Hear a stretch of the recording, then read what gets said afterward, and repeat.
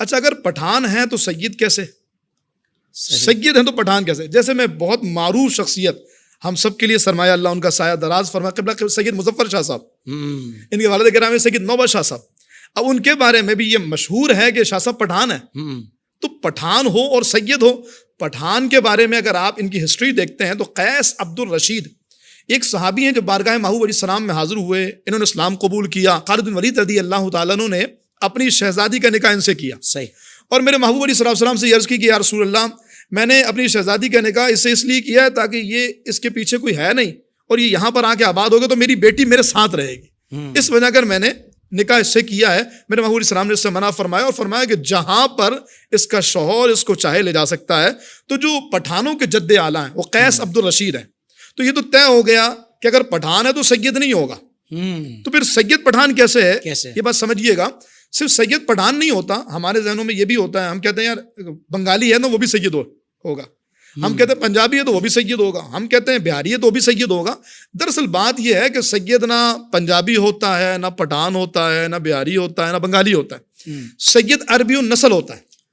سبحان کیونکہ اللہ. اس کا سلسلہ مدینہ شریف سے چلا، سبحان اللہ، مولا مرتضیٰ سے چلا، تو سید عربی النسل ہوتا ہے.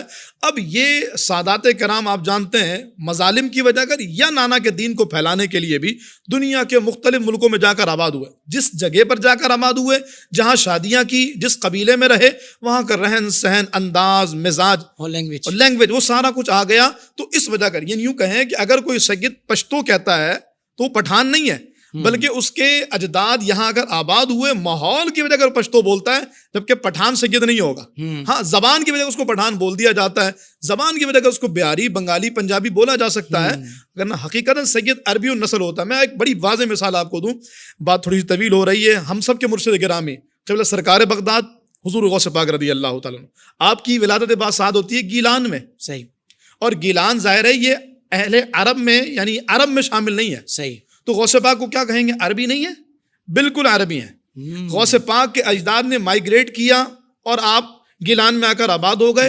یہاں آپ کی ولادت ہوئی ہے تو زبان کے اعتبار سے آپ کہہ سکتے ہیں آپ گیلانی ہے، جیلانی ہے، لیکن ہیں آپ عربی النسل. داتا علی حجویری آ کے یہاں آباد ہو گئے ہیں عربی النسل. خواجہ غریب نواز اجمیر میں آباد ہوئے ہیں عربی النسل.